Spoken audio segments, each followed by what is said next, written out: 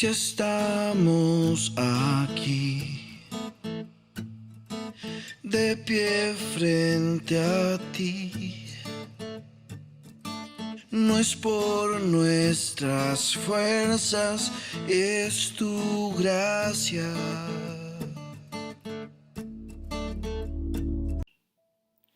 Muy buenos días, mis queridos hermanos. Qué alegría juntarnos un domingo más para adorar a Dios, rendirle culto, escuchar su voz. Quiero desearles a todos los que nos visitan por primera vez a través de las redes sociales unas ricas bendiciones de nuestro Señor Jesucristo. Esperamos que nuestra iglesia muestre a Jesús, muestre lo que Jesús ha hecho con nosotros. Por lo tanto, a toda la congregación le damos la más cordial de las bienvenidas junto con los que nos visitan por primera vez.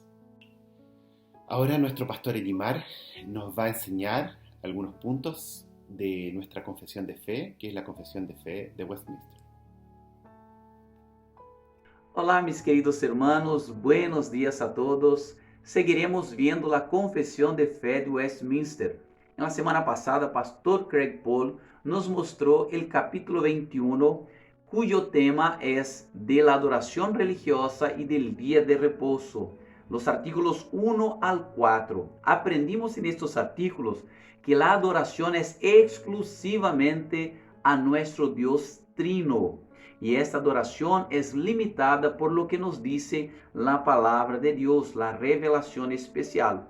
Hoy día veremos los artículos 5 al 8, en donde aprendemos los principios y elementos de esta adoración. Veamos. Artículo 5. Son partes de la normal adoración religiosa a Dios: la lectura de la Biblia con temor piadoso, la sana doctrina y el escuchar la palabra conscientemente en obediencia a Dios, con entendimiento, fe y reverencia. El canto de los salmos con gracia en el corazón, así como también la debida administración y digna recepción de los sacramentos instituidos por Cristo. Además, deben usarse de una manera santa y religiosa en sus diferentes tiempos y oportunidades los juramentos religiosos, los votos, los ayunos solemnes y acciones de gracias en ocasiones especiales. Artículo 6. Actualmente, bajo el Evangelio, ni la oración ni ninguna otra parte de la adoración religiosa están atadas a algún lugar, ni son más aceptables según el lugar donde se realizan o hacia el cual se dirigen, pues Dios debe ser adorado en todo lugar, en espíritu y en verdad, diariamente, tanto privadamente en las familias y en lo secreto, cada uno por sí mismo. Así también, mucho más solemnemente en las reuniones públicas, las cuales no deben abandonarse u olvidarse voluntariamente o por descuido, pues Dios, por medio de su palabra o providencia, nos llama a ellas. Artículo 7. Así como es ley de la naturaleza que en general una debida proporción de tiempo sea separada para la adoración a Dios, así también en su palabra, mediante un mandamiento positivo, moral y perpetuo que obliga a todo ser humano en todos los tiempos, Dios ha establecido específicamente un día de cada 7 como un reposo para ser guardado santo para Él. Desde el principio del mundo hasta la resurrección de Cristo, este día era el último de la semana, pero desde la resurrección de Cristo fue cambiado al primer día de la semana, el mismo que en la Biblia se llama Día del Señor, el cual debe continuar hasta el fin del mundo como el sábado cristiano. Artículo 8. El sábado cristiano es, pues, guardado santo para el Señor, cuando los seres humanos, después de una debida preparación de sus corazones y arreglando con anticipación sus asuntos comunes, no solamente observan todo el día un santo reposo de sus propias labores, palabras y pensamientos acerca de sus empleos y recreaciones seculares, sino que también se ocupan todo el tiempo en el ejercicio de la adoración pública y privada y en los deberes de necesidad y misericordia.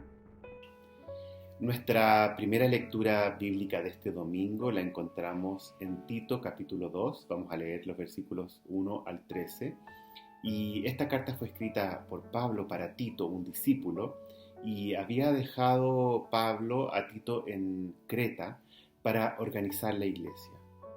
Veamos lo que nuestro apóstol Pablo le dice a Tito. Así dice la palabra de Dios. Así que tú, hijo mío, fortalécete por la gracia que tenemos en Cristo Jesús.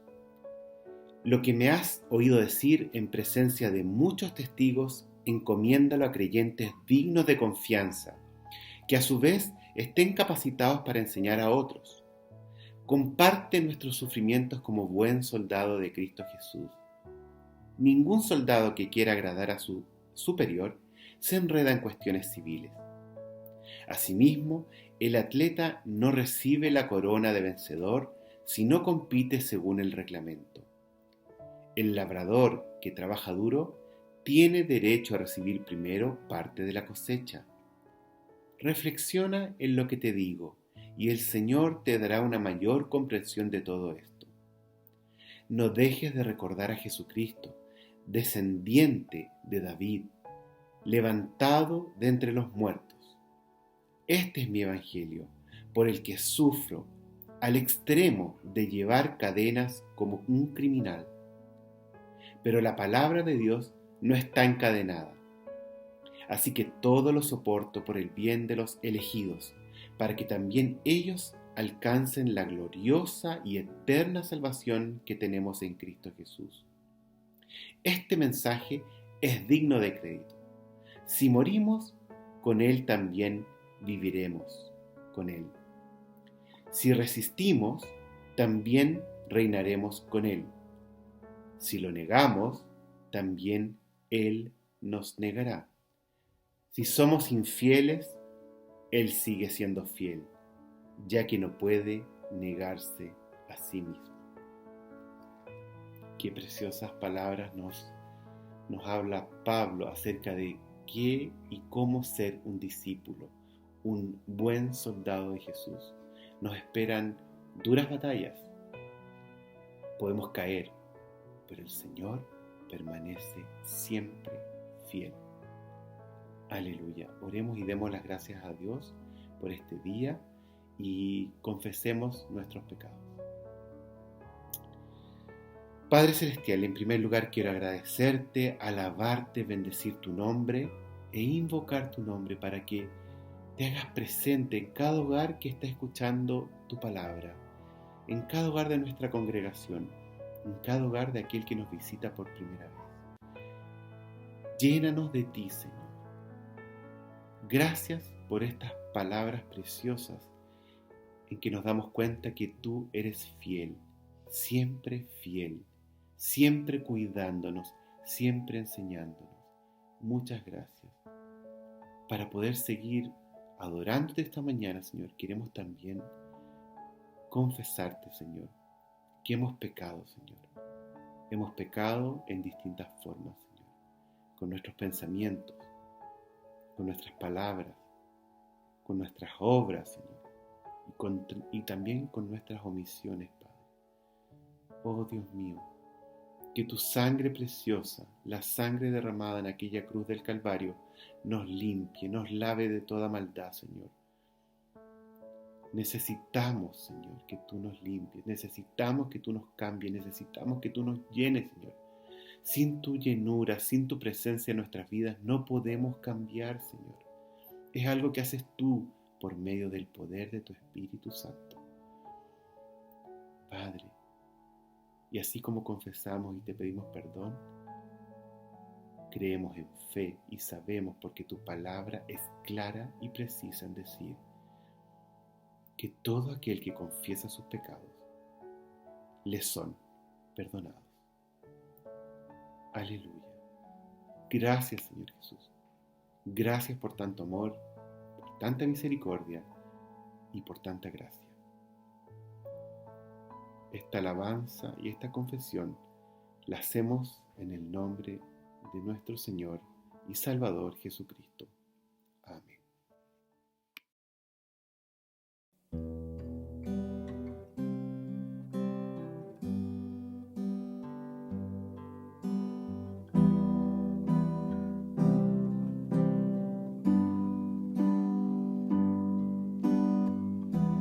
Nuestros corazones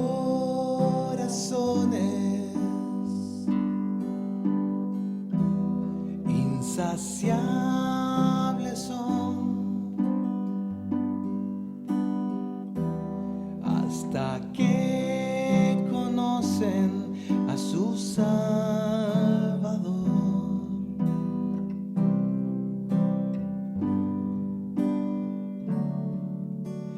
Tal y como somos nos amó,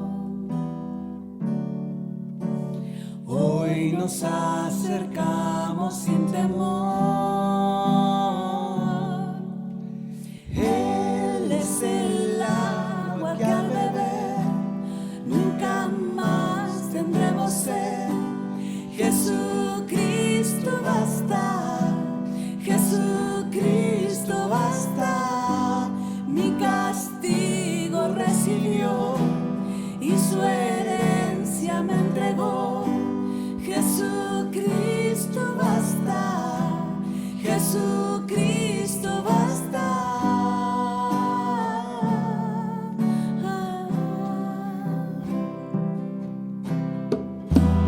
Fuimos alcanzados por su grande amor, con brazos abiertos nos recibe.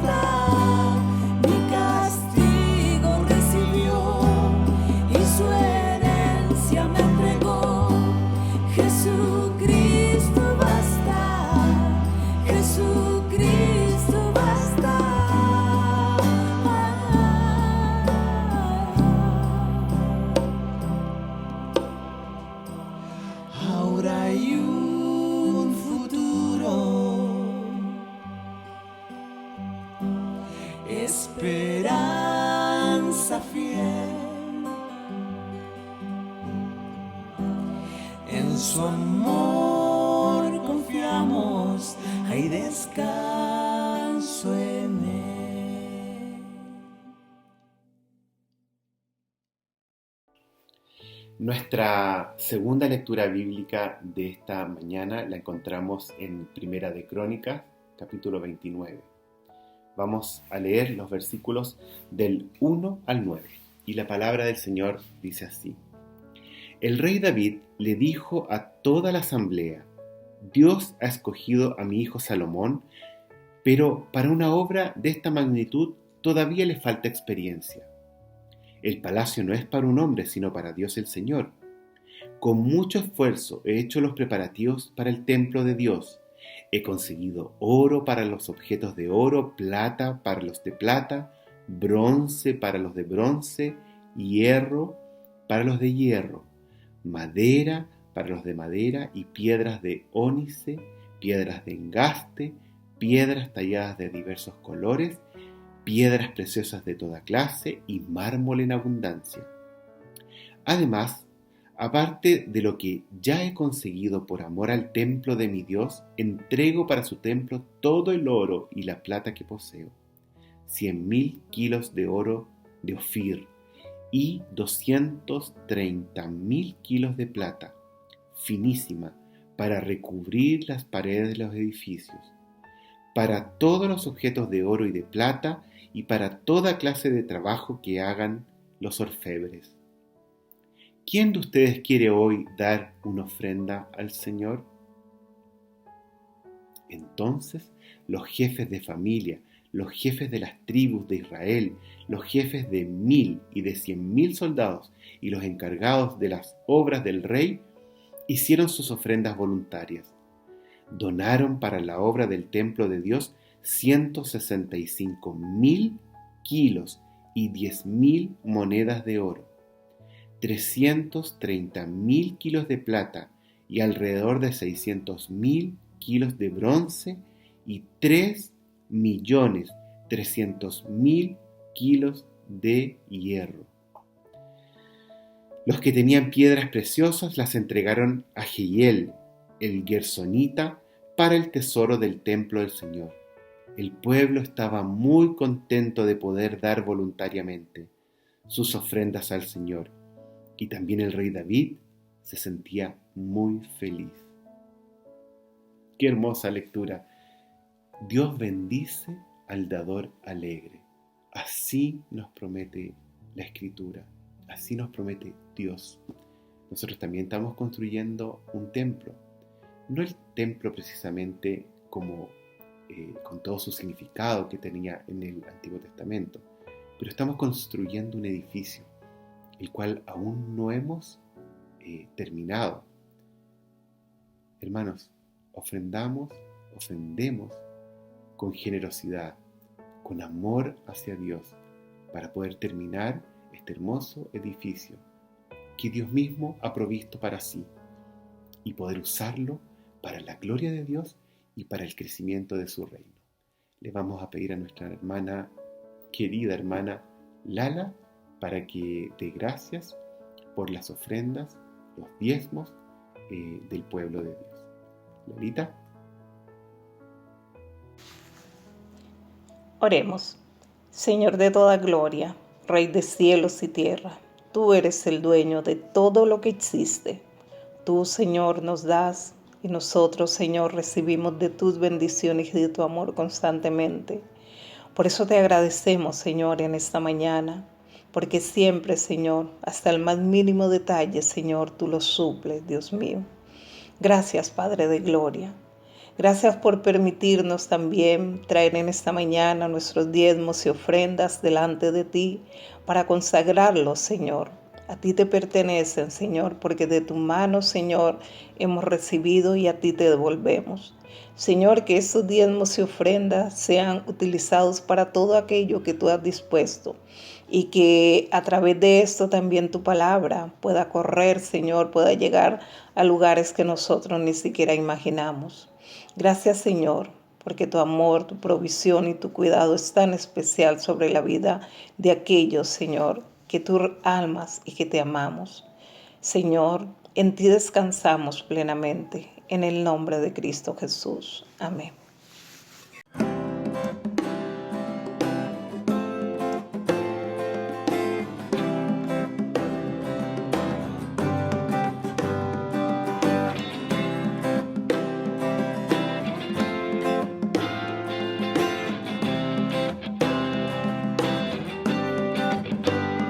Al que es digno de recibir la gloria, al que es digno de recibir el honor, al que es digno de recibir la gloria, al que es digno de recibir el honor.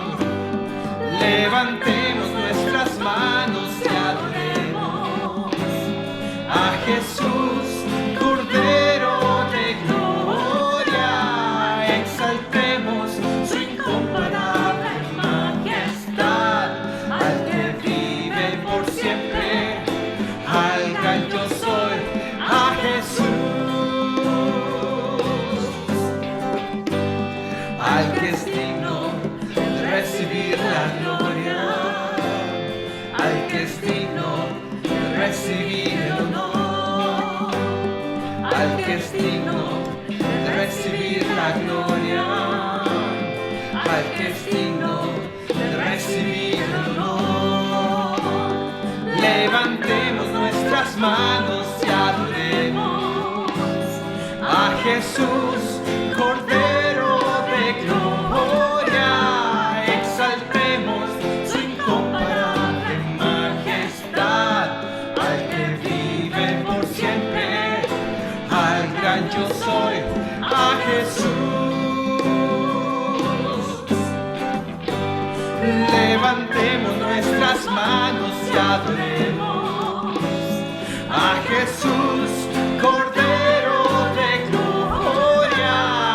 Exaltemos su incomparable majestad, al que vive por siempre, al gran yo soy, al que vive por siempre, al gran yo soy, al que vive por siempre, al gran yo soy, a Jesús.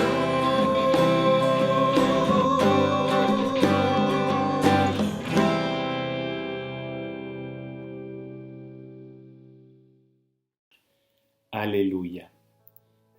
Vamos a darle el pase para que nos traiga la palabra de Dios al pastor Fabio Becerra. Él es de Brasil, él vive actualmente en Brasilia, está en una congregación en la capital en este momento de Brasil y es uno de los candidatos a pastor de nuestra iglesia. Todo esto según la perfecta, santa voluntad de Dios. Dios es el que gobierna la iglesia y es el que elegirá a su siervo, a quien enviará a Chile por medio de la congregación. Así que bendito sea nuestro Señor y Pastor Fabio, que el Señor lo bendiga, que el Señor lo use y que todo sea hecho en su voluntad. Pastor. Olá, queridos hermanos de la Iglesia Presbiteriana del Valle. Yo les quiero saludar en el amor y en la gracia de Jesucristo, nuestro Salvador. Quiero también agradecer al pastor Egimar por la invitación para predicarles en este día y también al consistorio. Les invito, hermanos, a la cita bíblica del Evangelio de Lucas, capítulo 14, del versículo 25 al versículo 33. Evangelio de Lucas, capítulo 14, versículo 25 al 33. Así dice la palabra del Señor. Grandes multitudes iban con él, y volviéndose les dijo: si alguno viene a mí y no aborrece a su padre, madre, mujer, hijos, y hermanos y hermanas, y aún también su propia vida, no puede ser mi discípulo. Y el que no lleva su cruz y viene en pos de mí, no puede ser mi discípulo. Porque ¿quién de vosotros, queriendo edificar una torre, no se sienta primero y calcula los gastos a ver si tiene lo que necesita para acabarla? No sea que después que haya puesto el cimiento y no pueda acabarla, todos los que lo vean comiencen a hacer burla de él, diciendo: este hombre comenzó a edificar y no pudo acabar. ¿O qué rey, al marchar a la guerra contra otro rey, no se sienta primero y considera si puede hacer frente con 10,000 al que viene contra él con 20,000? Y si no puede, cuando el otro está todavía lejos, le envía una embajada y le pide condiciones de paz. Así pues, cualquiera de vosotros que no renuncie a todo lo que posee, no puede ser mi discípulo. Les invito a que oremos. Señor, bendícenos ahora en que vamos a escuchar tu dulce voz por medio de tu palabra. Y te pido a ti, Señor, que nos traiga a Jesucristo por medio de este sermón y que seamos nosotros alimentados de él. En el nombre de Jesús así te pedimos. Amén y amén. El evangelista Billy Graham dijo que la salvación es gratis, pero el discipulado cuesta todo lo que tenemos. El discipulado cuesta todo lo que tenemos. Y en este texto, hermanos, Jesús está hablando sobre el discipulado. La palabra discípulo es muy importante en el texto. Aparece 2 veces en el versículo 25, el versículo 33 también. Y Jesús está enfatizando lo que es un verdadero discípulo de él. El contexto de este pasaje es justamente la gran cena escatológica que vemos en los versículos anteriores a estos que leímos nosotros. Solamente los verdaderos discípulos habrán de participar de esta gran cena con Dios, con Jesús, con el Espíritu Santo en la consumación de todas las cosas. Entonces Jesús está se dirigiendo a la multitud. Versículo 25 nos habla de grandes multitudes que iban con él. ¿Por qué que Jesús está se dirigiendo a esta multitud? Porque, hermanos, es muy fácil ser alguien que dice seguir a Jesús, pero está entre la multitud. El verdadero discípulo no está en la multitud. Es por eso que Jesús, se detiene y habla a esta multitud. Versículo 25, volviéndose les dijo, el verbo dijo es un verbo de predicación. Jesús está predicando a esta multitud. Volviéndose es un verbo que indica que Jesús está hablando a todos, pero como si fuera una sola persona. Jesús sabía que en esta multitud había una mezcla de personas que de hecho eran sus discípulos y otras que no eran sus discípulos. Incluso en el colegio apostólico había una mezcla, había personas que no estaban convertidas, como Judas. Y Jesús, hermanos, Él no suaviza su mensaje, Él no endulzó su mensaje. Jesús no dio un descuento para el precio de su discipulado. Y Él está aquí hablando a esta multitud como si fuera de manera individual y pone delante de ellos los términos, las condiciones, las exigencias que le permitirían seguirlo. Por lo tanto, yo quiero en este día hablar con ustedes sobre esto, las demandas del discipulado. El discípulo no puede estar entre la multitud. El discípulo no puede estar inadvertido dentro de la multitud. Él tiene que salir afuera. Él está comprometido, él es esforzado. La multitud es el lugar del cristianismo anónimo, genérico, sin precio, sin esfuerzo. Nosotros calvinistas tenemos muchas veces la negligencia de pensar que porque somos salvados por la gracia, no exige eso de nosotros algún esfuerzo. Pero la gracia, mis hermanos, ella no se opone al esfuerzo. La gracia se opone al mérito. Y Jesús está poniendo ante esta multitud el precio, las demandas del discipulado. El discípulo es alguien esforzado, comprometido con Cristo. Él no está en la multitud. Es fácil seguir Jesús en la multitud. eu quero reflexionar com os hermanos sobre as demandas do discipulado. Qual é a primeira demanda? É a demanda do amor, as demandas do discipulado. E primeiramente Jesus nos habla da demanda do amor. Versículo 26, hermanos. Se alguno viene a mim e não aborrece a seu padre, madre, mulher, e hijos, e hermanos, e aún também sua própria vida, não pode ser mi discípulo. Mira o que Jesus disse acá. Se alguno, isso significa que não há exceção. Não há. É uma demanda para todos. É uma demanda absoluta, não negociável para nós outros. Pero há contraste entre o versículo 26 e o versículo 27. Jesus disse no versículo 26, se alguno viene a mim. Ir a Jesus é salvação, é convertir-se em discípulo. Pero no versículo 27, Jesus nos disse, viene em pós de mim. É contraste, é pouco distinto. Ir a Jesus é salvação, ir em pós de Jesus é discipulado. Ou seja, quem vai a Jesus é salvado por ele, se convierte em seu discípulo também. Quem vai a Jesus tem que ir em pós de ele. E neste caminho não há discípulos abortados, não se darão por vencidos, não deixarão de segui-lo. Todos aqueles hermanos que vão a Jesus também vão em pós de Jesus. Pero muitos não seguem a Jesus porque não o amam sobre todas as coisas.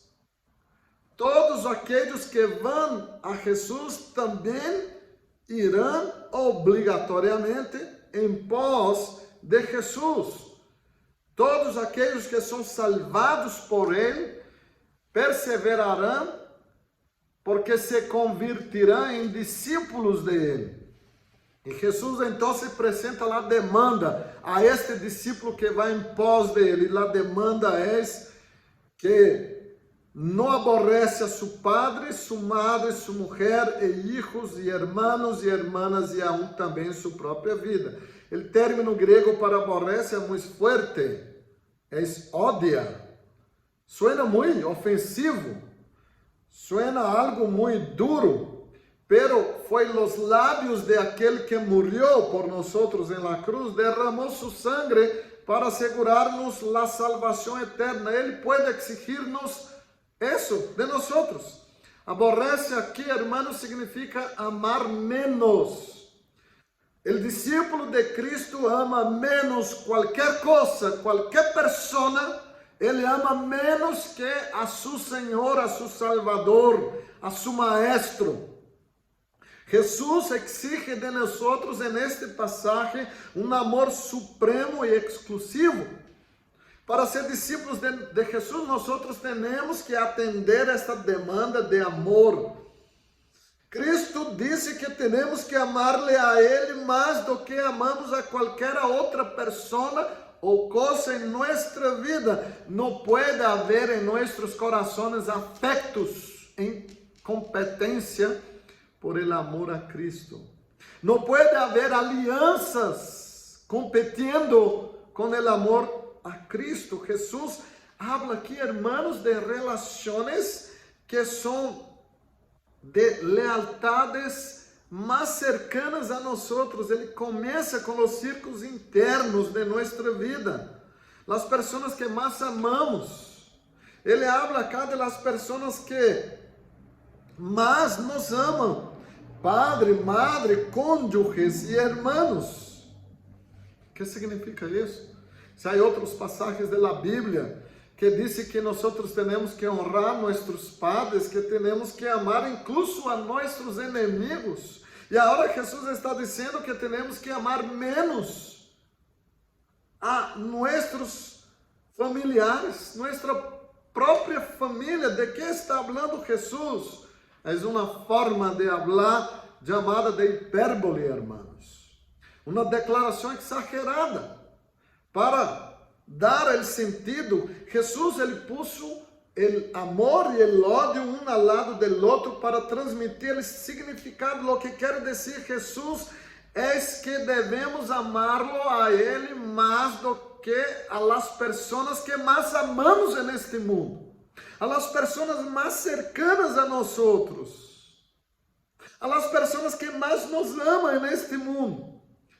O amor que sentimos por Cristo tem que ser um amor tão forte que delante do amor que temos por las pessoas cercanas de nosso círculo íntimo, parezca ódio em comparação com o amor, o carinho que temos por Jesus. Este é nosso problema, irmãos. A quem tu amas mais? É fácil estar em la multitud e não amar a Jesus, inadvertido. Nossos corações podem nos enganar e nos fazer pensar que somos discípulos, verdadeiros discípulos de Jesus, pero os verdadeiros discípulos têm que atender esta demanda de um pacto de amor com Ele. Deus está nos falando hoje dia por meio de seu Hijo e Ele está nos dizendo de forma individual que temos que amá-lo mais do que a nossos padres, nossos hermanos, nosso cônjuge, nossos filhos. E talvez você me diga, eu amo a Jesus mais do que amo a minha esposa, a meu esposo, a meus filhos, a meus padres, a minha família. Eu amo a Jesus. Ele é o amor de minha vida. Sin embargo, hermanos, Jesus nos dá uma golpiza em la jugular, quando no versículo 26 ele nos diz, e aún também sua própria vida. Agora é mais difícil, porque nos enfocamos em nós mesmos, nos motivamos a nós mesmos, somos autossuficientes, nos sentimos assim, somos egoístas. Jesus exige que amemos mais a Ele que nós mesmos. Esta ideia de um amor próprio não é uma ideia bíblica. E muitas vezes nós decimos que temos que amar a nosso próximo como amamos a nós mesmos. E pensamos que temos que amar-nos, que temos que aceitar-nos para que podamos amar ao próximo. Não é isso que a Escritura está ensinando, hermanos, porque nós amamos demasiado. Se de hecho nós amamos as outras pessoas como nos amamos, não teríamos conflitos, não teríamos dificuldades, seria fácil perdonar, seria fácil ajudar a las outras pessoas, porque nos amamos demasiado. É por isso que Jesus está dizendo que a devoção suprema tem que ser a nosso Senhor. E aunque parezca algo, meus irmãos, muito gráfico, pero nos olvidamos. É algo muito sencillo isto. Amar ao Senhor, pero nos olvidamos constantemente de amar ao Senhor. É a mais grande experiência da vida, amar a Cristo Jesus. É a demanda do discipulado, a demanda do amor. Qual é tu grande amor? Queres que llena tu coração de paixão? Tens paixão por Jesus? Estás enamorado de Jesus? Estás enamorado da igreja de Jesus? Uma igreja fria, meus irmãos, um cristiano frio não pode representar Jesus no mundo. Temos que amar a Cristo com um amor ferviente, com um amor real. E assim, de hecho, seremos seus discípulos. Quando, de hecho, haya amor em nossos corações. A demanda do discipulado é a demanda do amor. Mas há uma segunda demanda, La demanda de la autonegación. La demanda de la autonegación. Miren conmigo el versículo 27. Y el que no lleva su cruz y viene en pos de mí no puede ser mi discípulo. En el versículo 27 Jesús va aún más lejos. Como yo les dije, es fácil engañarse a sí mismo y ser un falso discípulo en la multitud, en la iglesia. E nosotros já estamos tão acostumbrados com esta expressão de Jesus que ella perdeu seu trueno, perdeu seu impacto. La cruz, o mensaje de la cruz. Nosotros cantamos, nosotros hablamos, pero não entendemos a profundidade, lo profuso, lo poderoso que é este mensaje de la cruz. Jesus disse su cruz, porque é algo tão individual, tão personal, que outra pessoa não pode levar tu cruz. Nadie pode levar a cruz del outro. É algo que só tu puedes fazer, só tu e mais nadie. Quando Jesus, hermano, nos disse que temos que cargar nossa cruz, ele não está falando fisicamente. Tomar a cruz não é levar um crucifixo ao cuello. Não. O que significa levar a cruz? Cargar a cruz é a marcha de la muerte. La cruz é uma herramienta de muerte, de crucifixión. E quando Jesus dijo esto a la multitud, todos entenderam o significado que quiso dar Jesus.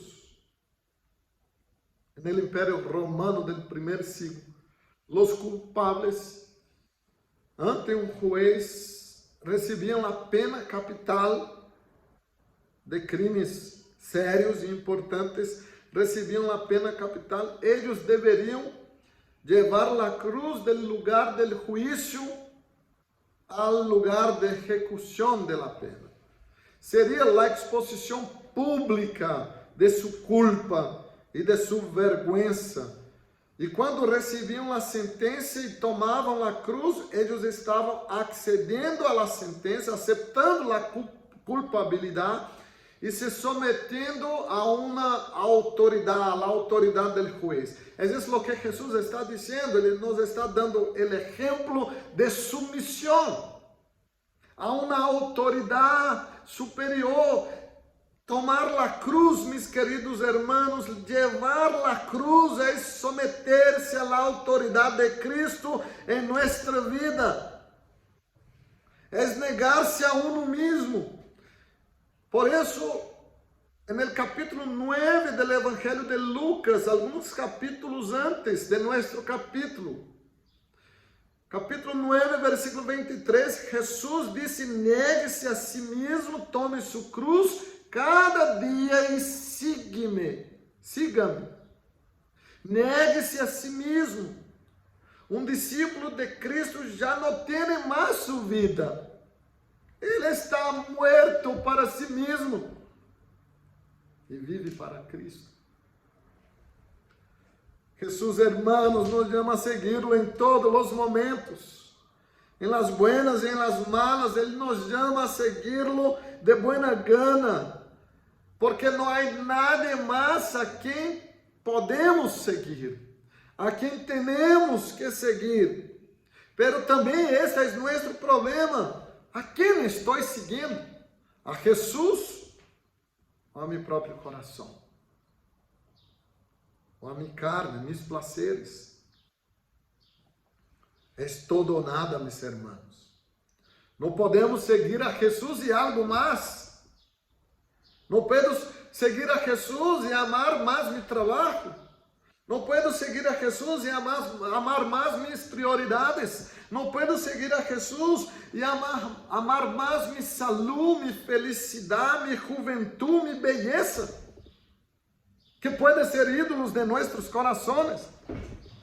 As coisas buenas de la vida se conviertem em ídolos del coração. Jesús está hablando de un pacto radical y absoluto con Él, que involucra mi autonegación. Negue-se a si mesmo. Es por eso que no todos de la multitud entran en la cena escatológica. Porque Jesús nos llama a nuestra propia muerte, mis hermanos. No hay resurrección sin que haya antes crucifixión. Crucificar nuestro ego, nuestras intenciones, crucificar nuestras prioridades, crucificar nuestros proyectos, nuestra voluntad. Déjeme preguntarle como su predicador en este día. ¿Usted ha levantado su cruz para poder seguir a Jesús? ¿Usted reconoció el derecho que tiene Jesús de gobernar su vida? Tú estás crucificado. ¿Estás seguro de eso? Realmente llegaste al final de ti mismo, porque mientras no llegues al final de ti mismo, Jesús no puede comenzar en ti. Mientras no seas chico, pequeño, Jesús no puede ser grande en ti. Esta es la autonegación que Él nos llama. Yo creo que todos ustedes conocen un poco de la historia de George Whitefield, el predicador calvinista del siglo XVII en Inglaterra. El gran predicador, multitudes, 20.000 personas estaban en la plaza para escucharle a predicar semanalmente. Y él entonces fue a Estados Unidos a hacer un viaje misionero. E passou como 12 anos em Estados Unidos, e quando voltou, John Wesley estava liderando este movimento de predicador de calle em las plazas. E alguém lhe disse a George Whitefield que ele era o líder, que ele era o predicador mais importante da Inglaterra e não John Wesley. E George Whitefield disse que muera o nome de Whitefield y que viva el nombre de Cristo. Que muera el nombre de Whitefield, que viva el nombre de Cristo. Esto es autonegación. Que morramos a cada día para nosotros mismos, para nuestras voluntades, para nuestros caprichos, y que Cristo sea grande en nosotros. ¿Qué demanda? La demanda de la autonegación. Nosotros vimos la demanda del amor, la demanda de la autonegación, pero hay una tercera demanda del discipulado. La demanda de calcular el costo. La demanda de calcular el costo. Les invito, hermanos, a la lectura del versículo 28, porque ¿quién de vosotros, queriendo edificar una torre, no se sienta primero y calcula los gastos, a ver si tiene lo que necesita para acabarla? Calcular el costo. Jesús nos presenta, a partir del versículo 28, dos parábolas para explicarnos por qué exige tanto de sus seguidores. Ele habla primeiramente de um homem que construye uma torre e depois de um rei que luta uma guerra. Nadie, hermanos, pode entrar en esto de seguir a Jesús sin hacer un cálculo sobrio. Jesús requiere mucho de nosotros. Y Él nos dice para que hagamos el cálculo. En lugar de Jesús suavizar los términos, las condiciones, las demandas del discipulado, Ele está aumentando as exigências, incluso os riesgos de seguir-lhe a Ele, porque esta será a mais grande decisão de tu vida. um discipulado radical. Vai cambiar por completo tu vida, tus prioridades, tu cosmovisão. Por isso, realmente temos que calcular o custo de seguir a Jesus. Nadie inicia uma construção sem um presupuesto, sem ter uma ideia de quanto lhe custará. Seria muito tonto, muito negligente, alguém começar uma construção sem saber o custo, os gastos que terá, e depois arrepender-se e dizer, não sabia que seria assim, pensei que seria menos, meu coração não está preparado para isto, então se decide terminar todo, porque já não quer mais. Que fácil, hermanos, é começar algo, pero que difícil é terminar algo. Quantas pessoas han desistido? Quantas pessoas já não estão nas bancas das igrejas com nós adorando ao Senhor? Porque começaram a seguir a Jesus, pero não calcularam o custo de isso, a exigência de isso, a demanda de isso.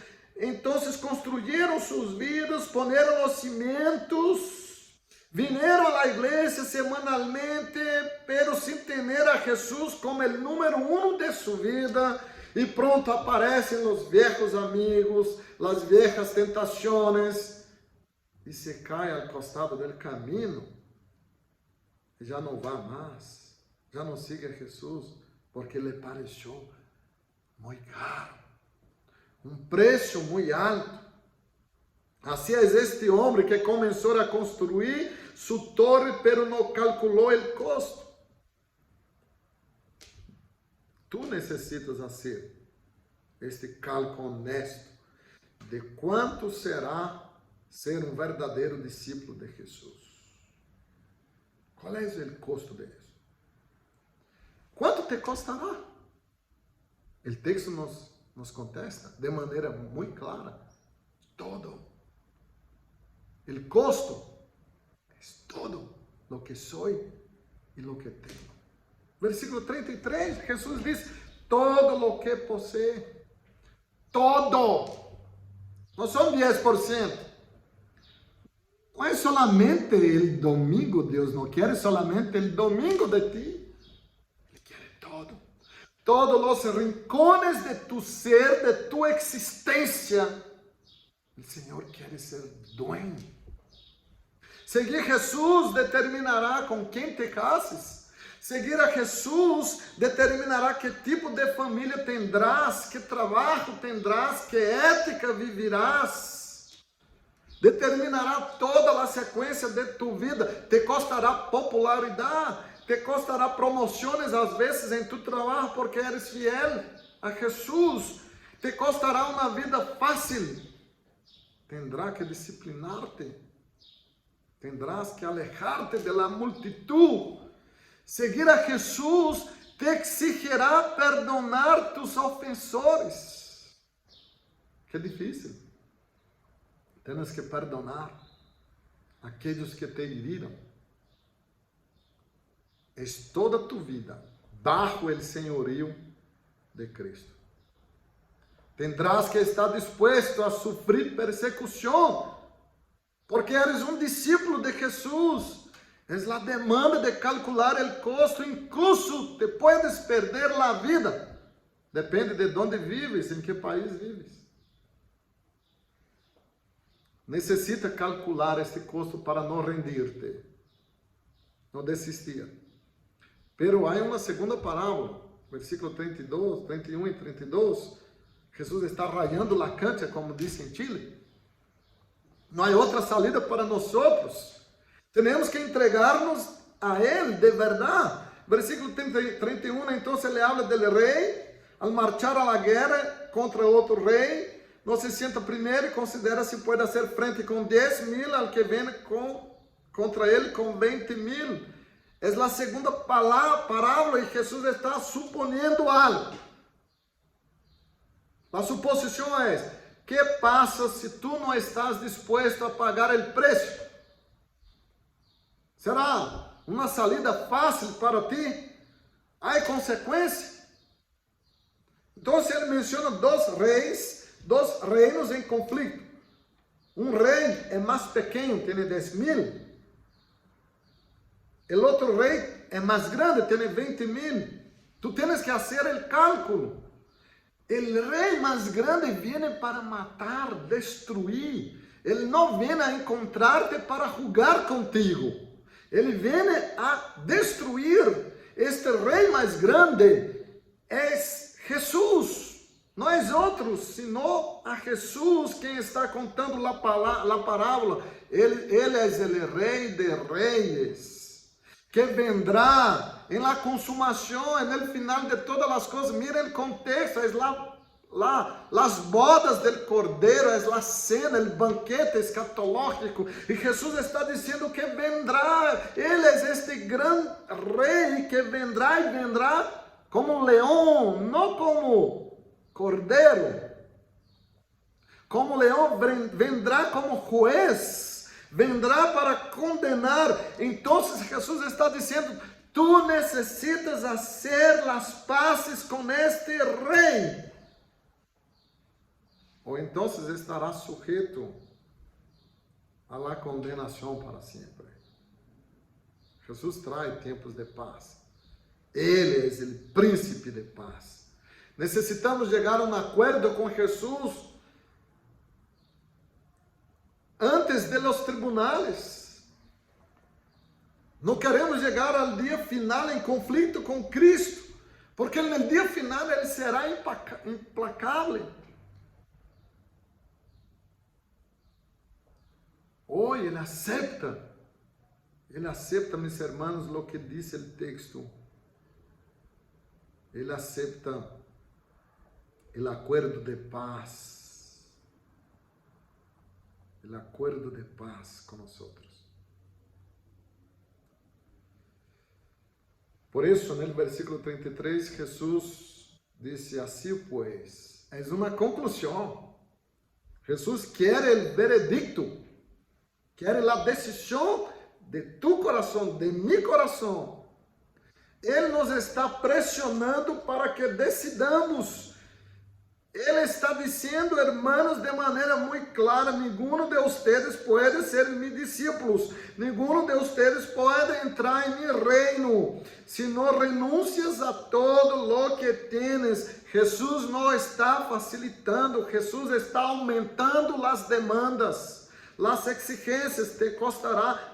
Todos deben renunciar a la posesión de todo lo que tienes, de todo lo que eres. Jesús está diciendo que la vida ahora no es más tuya, el tiempo no es tuyo, todo es dele. Tus posesiones no son tuyas. Tienes que transferir todo lo que eres y todo lo que tienes a Jesús. Son esses los términos de paz que Él exige. Tienes que amar a Jesús más que a cualquier cosa o persona. Tienes que llevar tu cruz. Tienes que calcular el costo. Jesús, hermanos, quiere todo. Él exige todo de nuestra vida. Ser discípulo de Jesús es satisfacer essas demandas. A demanda do amor, a demanda da autonegação e a demanda de calcular o custo. Te pergunto a ti, a tu consciência, a tu coração, eres um genuíno discípulo de Jesus?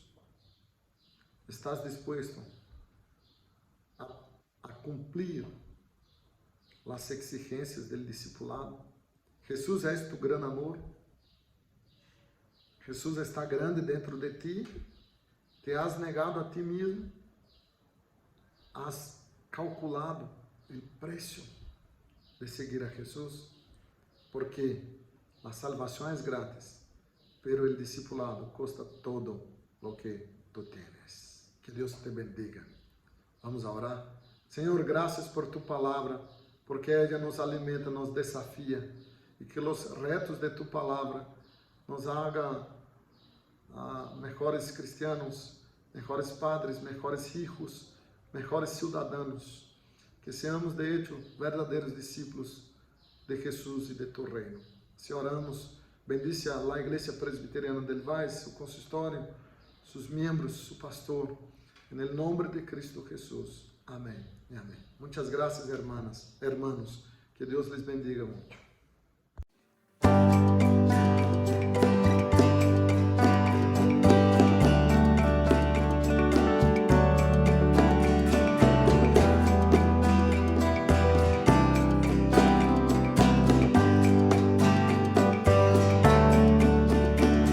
Dios hizo los cielos y la tierra con el poder de su palabra, reina con autoridad. El Dios que aún los vientos le obedecen, una palabra es suficiente para los muertos levantar. Nadie es como Él, oh gran yo soy. Tú eres el Dios que adoramos, todopoderoso y soberano, grande en misericordia y poder para salvar. Tú eres el Dios que adoramos, quien derrotó la muerte y el pecado, glorioso Redentor, mi Rey, te adoramos.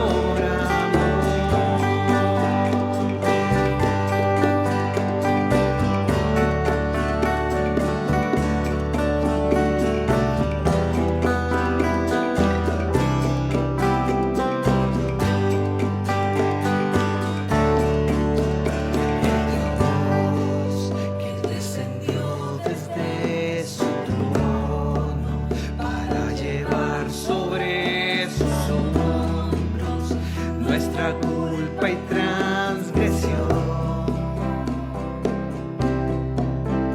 Jesús, exaltado sobre todo, nombre sobre todo nombre, solo en Él hay salvación.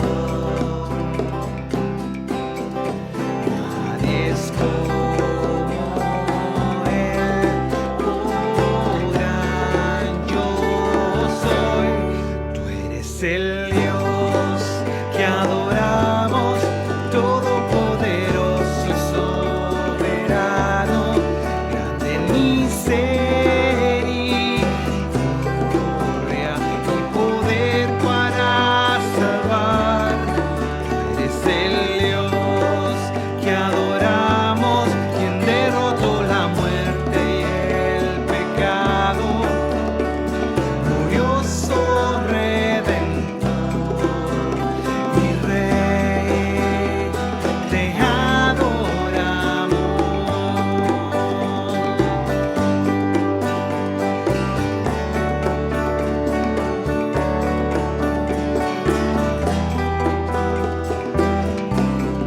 A Él sea la gloria y el poder, todo es de Él y para Él. A Él sea la gloria y el poder, todo es de Él y para Él. Tú eres el Dios que adoramos, todopoderoso y soberano, grande en misericordia y poder para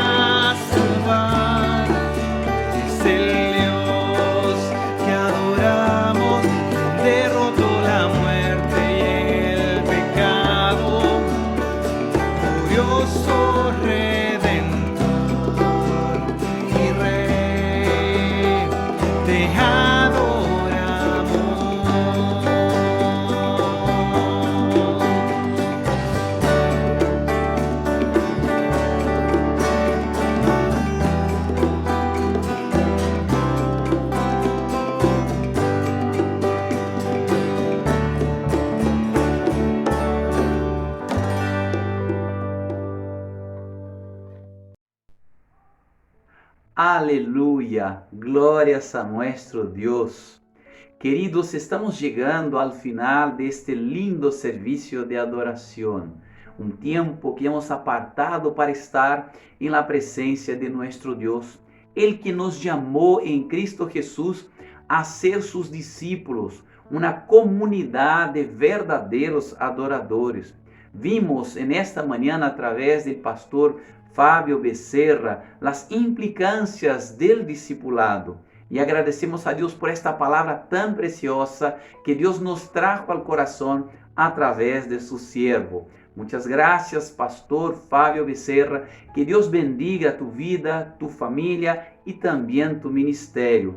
Mis amados hermanos, quiero invitarles a que nosotros oremos al Señor, agradeciendo a Dios por todo este tiempo que Él nos permitió estar en su presencia como comunidad, reunidos aún a la distancia a través de esta transmisión. Oremos al Señor. Padre querido, queremos darte gracias, Señor, por este momento tan especial, por este tiempo de culto a tu nombre, Señor. Solo tú eres digno de recibir toda la honra y toda la gloria. En Cristo Jesús fuimos llamados a la salvación. En Él fuimos hechos discípulos, verdaderos discípulos de Él. Y también, Señor, en Cristo somos equipados día tras día a ser verdaderos adoradores. Padre, te agradecemos, Señor. Aplica esta palabra a nuestros corazones. Señor, enséñanos a vivir a diario estas verdades tan preciosas, Señor. Nos entregamos a ti. Señor, te damos toda la honra y toda la gloria que son devidas a tu nombre. Clamamos por esta semana. Te rogamos, Señor, que en cada momento de esta semana nuestra vida pueda reflejar estas verdades, Señor. Que podamos, Señor, adorarte no solamente en este tiempo reservado para reunirnos como iglesia, sino también, Señor, en cada momento de nuestro vivir diario. Padre querido, te clamamos por aquellos que están sufriendo en estos días, que están viviendo tiempos difíciles, Señor.